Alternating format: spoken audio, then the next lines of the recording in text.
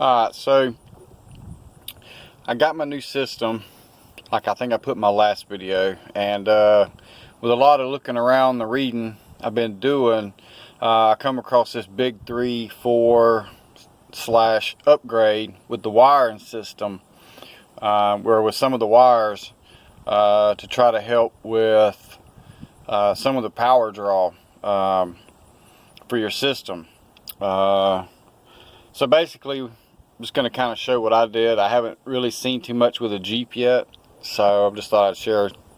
This is my 2017 Jeep. It's a little bit dirty, but got my system in the back. I'll probably show. I got more stuff coming in, so I'm not done with it, but I'll probably post a video about that. But about this big 3 upgrade, it's using heavier gauge wire basically than what comes stock. I didn't even I wanted to grab one of the wires that were stock to show you a big difference. But basically I used 2 alt cable, which was a little bit bigger than I wanted, but where I got it from they didn't have 1 alt, and so I just got the 2 alt. It was a little bit bigger, but thought I'd show exactly what I did here. I've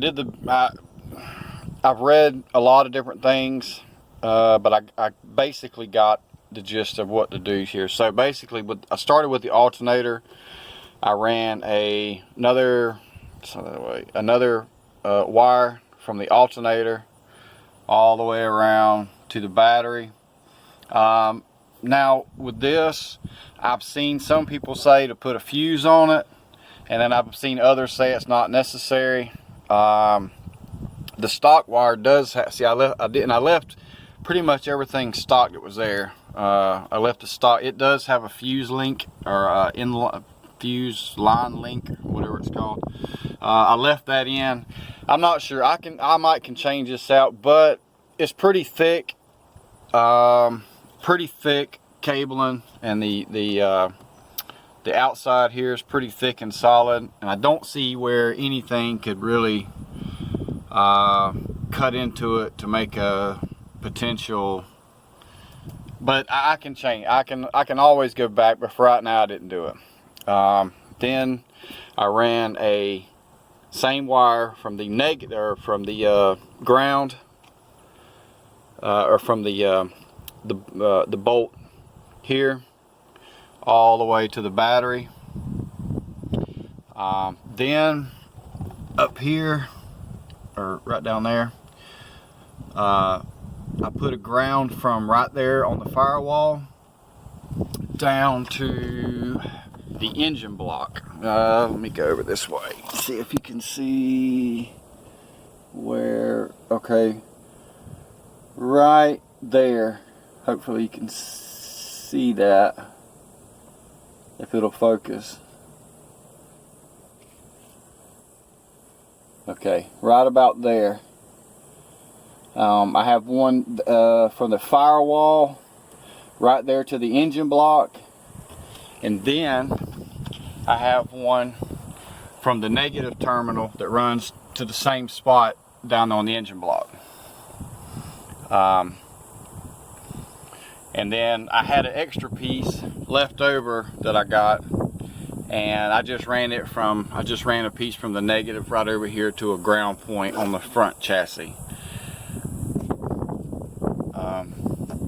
So that's basically what it is. It's basically just oh, and there's the wire going back to my amplifier. I believe that's 4 gauge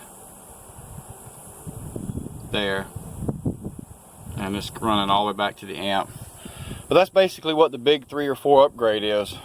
Just using larger wire.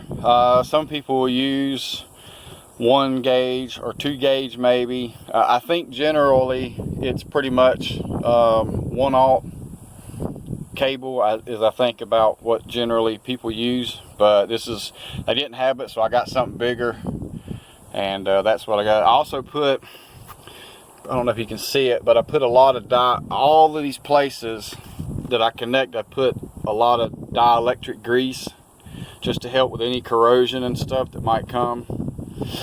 They said that was a big help for it. So I did that. Also, from what I read, generally it's best to get tinned copper. That helps with corrosion, but this is pretty much all I was able to get. I think you can order it online, but this is just what I got for right now. But I think that'll be good. I'm trying to think if there's anything else.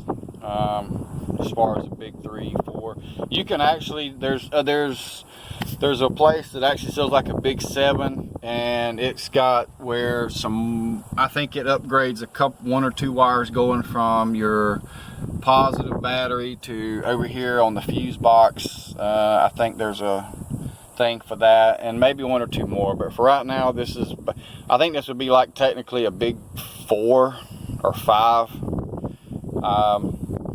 Let me see if I can. I want to show you what the stock cable they had running from the firewall there, ground to the engine block, and I'll show you that in a second. Oh, by the way, these right here, them are the stock ground, and they run from here all the way under, around, and don't know if you can see down in there, but down right in there, they also ground to the engine block. And I think they go right around there to the starter. I just left all that and just still ran one from over here down there. So, okay, by the way, I almost forgot. This was the stock piece of cable they had coming from the firewall that was attached there to the engine block. So you can see the difference. I'm not even sure how thick that is. I mean, that could be 18 gauge probably, maybe even smaller, I'm not sure. But that's what they had from there going to the engine block. Again, way overkill, but I wanted to get every little bit. Eventually, that's a 160 amp alternator.